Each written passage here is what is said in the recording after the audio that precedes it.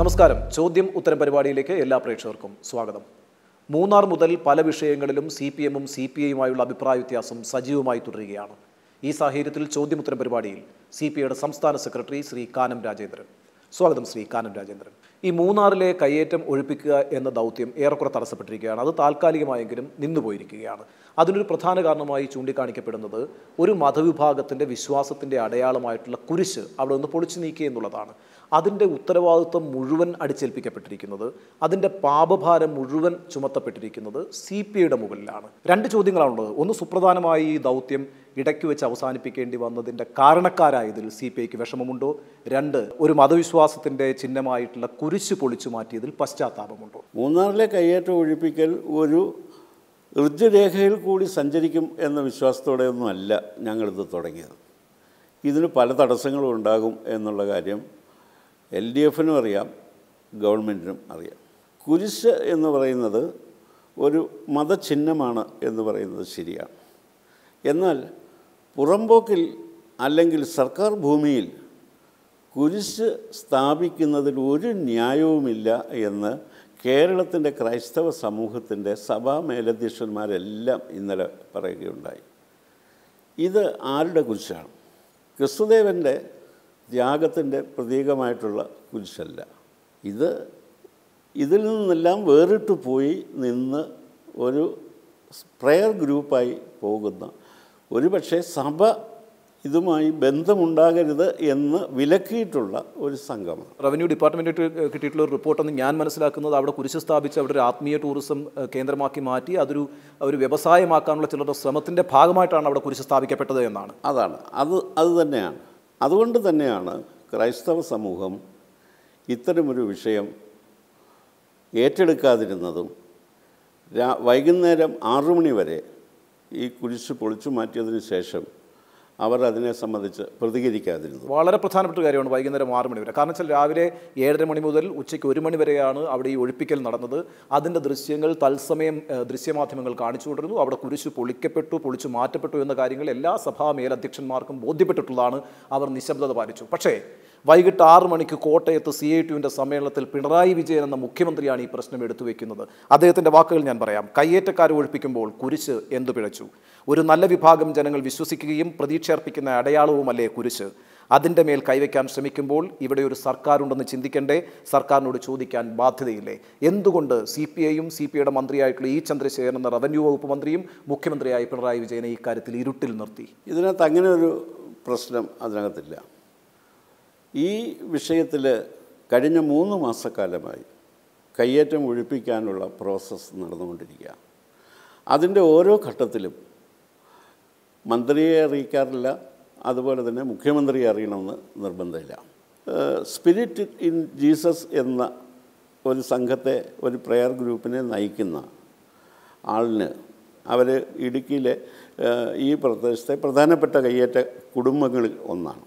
2800-ഓളം acre വരുന്ന ഈ survey നമ്പറിലുള്ള സ്ഥലത്തിൻ്റെ ഒരു ഭാഗത്താണ് ഈ കുരിശ് സ്ഥാപിച്ചിട്ടുള്ളത്.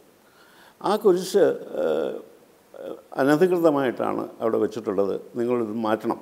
ശരിയാണ്. അവിടെ സബ് കളക്ടർ അത് അനധികൃതമാണ് ആ കുരിശിൻ്റെ സ്ഥാപനമെന്ന് കണ്ടെത്തിയിട്ടുണ്ട്. അവിടുത്തെ കളക്ടർ അതിനെ അംഗീകരിച്ചിട്ടുണ്ട്, നോട്ടീസ് നൽകിയിട്ടുണ്ട്, നോട്ടീസ് കുരിശിൽ പതിച്ചിട്ടുണ്ട്. ഈ നടപടിക്രമങ്ങളെല്ലാം പാലിച്ചതിന് ശേഷം നടപടിക്രമങ്ങളും പാലിച്ചതിന് ശേഷം 7 ദിവസം കൂടി കൊടുത്തു. ഒരു കക്ഷിക്ക് നിയമാനുസൃതം നൽകാവുന്ന സമയം നൽകി. 12ാമത്തെ ദിവസമാണ് പൊളിച്ചു നീക്കുക. ഞാൻ ക്രൈസ്തവ മതമേലധ്യക്ഷന്മാർ പലരുമായിട്ടും സംസാരിച്ചു. അവർ പറഞ്ഞു, ഈ വൈകുന്നേരം വരെ ഇങ്ങനെ ഇത് ടെലിവിഷനിൽ കാണിച്ചുകൊണ്ടിരിക്കുമ്പോൾ ഉണ്ടായ ഒരു വിഷമം എന്നതിനപ്പുറം അതവർ പറയുന്നത് ശരിയാണ്. അതൊഴിച്ചാൽ കയ്യേറ്റ സ്ഥലത്ത് കുരിശ് സ്ഥാപിക്കുകയോ പള്ളി സ്ഥാപിക്കുകയോ ചെയ്യുന്നതിനോട് കേരളത്തിൻ്റെ ക്രൈസ്തവ സമൂഹം യോജിക്കുന്നില്ല എന്നാണ് ഞാൻ മനസ്സിലാക്കുന്നത്. വളരെ ശരിയാണ്. കാരണം വെച്ചാൽ ഈ കുരിശ് പൊളിച്ചു മാറ്റിന് ശേഷം ചില സഭാ മേലധ്യക്ഷന്മാർ തന്നെ പരസ്യമായി രംഗത്ത് വന്ന് അക്കാര്യത്തിലുള്ള അവരുടെ അഭിപ്രായം രേഖപ്പെടുത്തിയുണ്ടായി. ഉദാഹരണത്തിന് യാക്കോബായ മെത്രോപൊലിത്ത അദ്ദേഹത്തിൻ്റെ FB പോസ്റ്റിൽ പറഞ്ഞിരിക്കുന്നത്, ഒടുവിൽ കേരളത്തിലൊരു റവന്യൂ മന്ത്രി ഉണ്ടായിരിക്കുന്നത് യേശുവിൻ്റെ മറവിൽ കയ്യേറ്റം അനുവദിക്കില്ല എന്നാണ്. സീറോ മലബാർ സഭയും അത്തരത്തിലൊരു നിലപാടാണ് എടുത്തത്. അത്തരത്തിൽ ചില അനുകൂല നിലപാടുകൾ എടുക്കുമ്പോഴും എന്തിനാണ് മുഖ്യമന്ത്രി ഈ കുരിശിൻ്റെ മഹത്വത്തെ ഉദ്ഘോഷിച്ചുകൊണ്ട് ഒരു വിവാദത്തിന് വഴിമരുന്നിട്ടത് മുഖ്യമന്ത്രിയല്ലേ യഥാർത്ഥത്തിൽ ഈ വിവാദത്തിൻ്റെ ഉത്തരവാദി എന്നാണ് എൻ്റെ ചോദ്യം. അദ്ദേഹത്തോട് തന്നെ ചോദിക്കേണ്ട ചോദ്യമാണ്. തീർച്ചയായിട്ടും. പക്ഷേ CPIക്ക് അതിനകത്തൊരു വിലയിരുത്തലുണ്ട്. കാരണം CPI ഞങ്ങളെ സംബന്ധിച്ചിടത്തോളം ഞങ്ങൾക്കറിയാം, ഈ കയ്യേറ്റം ഒഴിപ്പിക്കലുമായി മുന്നോട്ട് പോകുമ്പോൾ പലതരത്തിലുള്ള പ്രതിസന്ധികളും തടസ്സങ്ങളിലും ഇതിൽ ഒളിഞ്ഞിരിപ്പുണ്ട് എന്ന നല്ല ബോധ്യത്തോടു കൂടിയാണ് ഇത് തീരുമാനിച്ചത്. കയ്യേറ്റത്തിന്റെ പ്രതിസന്ധി ഉണ്ടാക്കുന്നത് CPMന്റെ ജില്ലാ നേതൃത്വവും അതിനോടൊപ്പം മുഖ്യമന്ത്രിയുമാണോ എന്നാണ് എൻ്റെ ചോദ്യം. അതിൽ പലർക്കും പല സ്ഥാപിത താല്പര്യങ്ങൾക്കും അതിനകത്ത് പങ്കുണ്ട്. ആ സ്ഥാപിത താല്പര്യങ്ങളുടെ അനുസൃതമായി പലരും ശബ്ദിക്കാറുണ്ട്. ഇതൊക്കെ സാധാരണയാണ്. അവിടുത്തെ കയ്യേറ്റം ഒഴിപ്പിക്കുന്നതിന് താൻ എതിരല്ല എന്ന് മുഖ്യമന്ത്രി വ്യക്തമാക്കുന്നു. അതിന്റെ കൂടെ ഒരു കാര്യം കൂടി മുഖ്യമന്ത്രി പറയുന്നു, വിവേകപൂർവ്വം വേണം ഈ കാര്യം ചെയ്യാനെന്ന്. നിങ്ങൾ അവിവേകം പ്രവർത്തിച്ചു, അവിവേകികളുടെ പാർട്ടിയാണോ? വിവേകപൂർവ്വം വേണം എന്നത് ഒരു പൊതുവായിട്ടുള്ള ഉപദേശമാണ്. അത് അദ്ദേഹത്തിൻ്റെ ഉപദേശം സ്വീകാര്യമായിട്ടുള്ള ഒരു കാര്യമാണ്.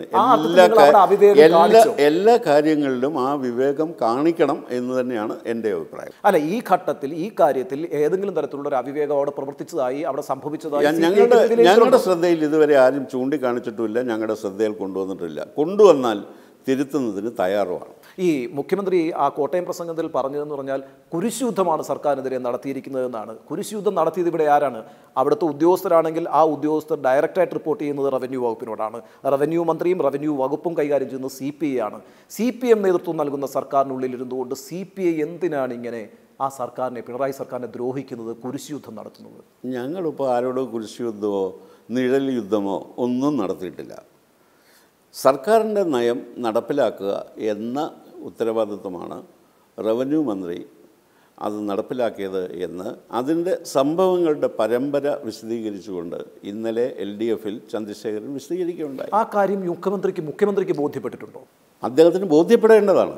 അല്ല, കാരണം വെച്ചാൽ LDF യോഗത്തിന് ശേഷം വന്ന തീരുമാനങ്ങൾ നോക്കുമ്പോൾ താങ്കളുടെ മന്ത്രി അവിടെ നടത്തിയിട്ടുള്ള വിശദീകരണങ്ങൾ മുഖ്യമന്ത്രിക്ക് ബോധ്യപ്പെട്ടിട്ടില്ല എന്ന് തന്നെ മനസ്സിലാക്കണം. കാരണം അവിടെ തൽക്കാലം ഒഴിപ്പിക്കലൊന്നും നടത്തണ്ട. ഇനി എങ്ങനെയാണ് ഒഴിപ്പിക്കൽ നടത്താൻ പോകുന്നത്? അതിന് ചില ഉപാധികൾ അദ്ദേഹം മുന്നോട്ട് വെച്ചിട്ടുണ്ട്. ഒന്ന്, മതമേലധ്യക്ഷന്മാരെ ഉൾപ്പെടുത്തിയൊരു ചർച്ച നടത്തുക, സർവകക്ഷി ചർച്ച നടത്തുക, മാധ്യമപ്രവർത്തകരുമായി ചർച്ച നടത്തുക, പരിസ്ഥിതി പ്രവർത്തകരുമായി ചർച്ച നടത്തുക. ഇത്ര വിപുലമായ ചർച്ച നടത്തി നടപ്പാക്കേണ്ട ഒന്നാണോ മൂന്നാറിലെ കയ്യേറ്റം? ചർച്ച ആരോട് നടത്തുന്നതിനും ഞങ്ങൾ ആരും എതിരല്ല.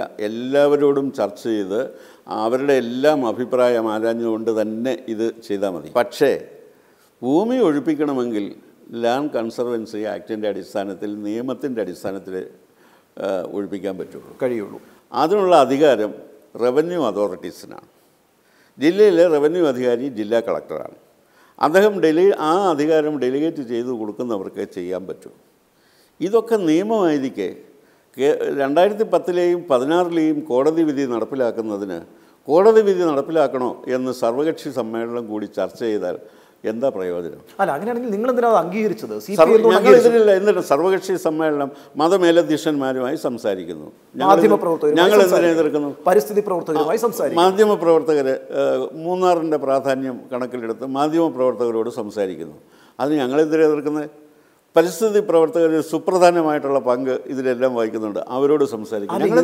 ഇങ്ങനെയൊക്കെ സംസാരിച്ചാൽ കൂടിയും താങ്കൾ ഇപ്പോൾ വളരെ വ്യക്തതയോട് പറഞ്ഞു തന്നിരിക്കുന്നു, ലാൻഡ് കൺസർവേഷൻ ആക്ട് പ്രകാരം മാത്രമേ സർക്കാരിന് പ്രവർത്തിക്കാൻ പറ്റൂ, അതിന്റെ ഉത്തരവാദിത്വം റവന്യൂ. അങ്ങനെയാണെങ്കിൽ പിന്നെ ഈ ചർച്ചകൾ നടത്തി സൃഷ്ടിക്കുന്നത് എന്തിനാണ്? IPCയുടെ ഏത് വകുപ്പ് ഒരു കേസിലിടണം എന്നതിനെക്കുറിച്ച് പൊതുയോഗം കൂടി തീരുമാനിക്കാൻ പറ്റുമോ? അതിന് നിയമമുണ്ട്. ആ നിയമം അനുസരിച്ച് കാര്യങ്ങൾ നടക്കും. അല്ല, ആ നിയമമുണ്ട്. ആ നിയമത്തിനനുസരിച്ച് കാര്യങ്ങൾ നടക്കണമെന്ന് ബോധ്യപ്പെടാത്തത് എന്തുകൊണ്ടാണ് മുഖ്യമന്ത്രിക്ക്, CPMന്? ഇതാണ് എൻ്റെ ചോദ്യം. അദ്ദേഹത്തിന് എത്ര ഭരണപരിചയമുള്ള ആളാണ്, രാഷ്ട്രീയ പരിചയമുള്ള ആളാണ്, പൊതുപ്രവർത്തനത്തിൻ്റെ പാരമ്പര്യമുള്ള ആളാണ്. അദ്ദേഹത്തിന് കാര്യം ബോധ്യപ്പെട്ടോ ഇല്ലയോ എന്ന് ജഡ്ജ് ചെയ്യാൻ ഞാൻ ആളല്ല. ഒരു ബിഷപ്പിനെ നികഷ്ടജീവി എന്ന് പരസ്യമായി വിളിച്ചയാളാണ് ഇപ്പോഴത്തെ മുഖ്യമന്ത്രി പിണറായി വിജയൻ. അതുപോലെ തന്നെ രൂപതകളെ രൂപത, അതിരൂപതകളെ അധികം രൂപത, ഇതൊക്കെയാണ് അവരുടെ പ്രവർത്തനമെന്ന് ആക്ഷേപിച്ചവരാണ് CPM നേതൃത്വം. ഇപ്പോൾ കുരിശിൻ്റെ വഴിയുടെ മഹത്വം CPMനും മുഖ്യമന്ത്രി പിണറായി വിജയനും ഒക്കെ ബോധ്യപ്പെട്ടതിൽ സഭാവിശ്വാസികൾക്ക് നല്ല തൃപ്തിയുണ്ട്. ഇവിടെ ഇപ്പോൾ പൂർണ്ണമായ ഉത്തരവാദിത്വം CPIക്കാണ്. മറുപടി പറയേണ്ടി വരുന്നത് CPIക്കാണ്. അങ്ങനെയൊന്നും ഒരാൾ നന്നാകുന്നതിനെക്കുറിച്ചൊന്നും നമുക്ക് മോശം പറയാൻ പാടില്ലല്ലോ.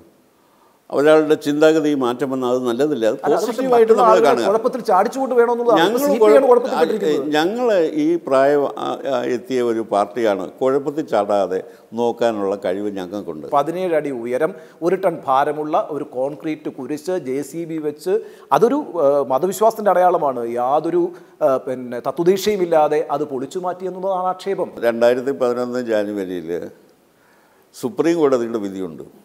അതിൻ്റെ നിർദ്ദേശം ചീഫ് സെക്രട്ടറിമാർക്ക് കൊടുത്തിട്ടുണ്ട്. അത് നടപ്പിലാക്കാൻ അതിനകത്ത് മതചിഹ്നങ്ങൾ ഒന്നും ഒരു പൊതു കാര്യത്തിൽ സർക്കാരിൻ്റെ ഭൂമിയിലോ പുറമ്പോക്കിലോ, അത് വളരെ മാർക്കാണ്ഡേയ ഖഡ്ജിൻ്റെ വളരെ പ്രധാനപ്പെട്ട വിധിയാണ്. അതുകൊണ്ട് മതചിഹ്നമാണെങ്കിൽ പോലും ഇപ്പോൾ നമുക്ക് റോഡ് പണിയുന്ന സമയത്ത് ചെങ്ങന്നൂരിൽ ഒരു കുരിശ് പള്ളി പൊളിച്ചു മാറ്റിയില്ലേ? അതെന്തു പറ്റി? അതൊക്കെ ഈ പ്രധാനപ്പെട്ട സഭാ അധികാരികളുമായി ചർച്ച ചെയ്ത് സർക്കാർ എടുക്കുന്നതാണ്. ഇദ്ദേഹവുമായി ചർച്ച ചെയ്യാൻ നോട്ടീസ് കൊടുത്താൽ പോലും ആളില്ലാത്തടത്ത് എങ്ങനെ ചർച്ച ചെയ്യണം എന്ന് പറയും. അല്ല, ഈ കാര്യത്തിൽ സഭാ മേലധ്യക്ഷന്മാർ നടത്തിയിട്ടുള്ളത് വളരെ പക്വതയോടുകൂടിയുള്ള പ്രതികരണമാണ്. അവർ പറഞ്ഞത് കുരിശ് വലിച്ചിഴക്കപ്പെട്ടതിനകത്ത് വിഷമം തോന്നി, എന്നാൽ കയ്യേറ്റത്തിന് ഉള്ള ഒരു ഉപാധിയായിട്ട് കുരിശിനെ ഉപയോഗിക്കുന്നതിന് ഒരു സഭയും അംഗീകരിക്കുന്നില്ല. ഇവിടെ ഈ കുരിശിന്, കയ്യേറ്റത്തിൻ്റെ ഈ കുരിശിനെ സംരക്ഷിക്കുക വഴി കയ്യേറ്റത്തെ സംരക്ഷിക്കുകയാണ് ചെയ്യുന്നത്.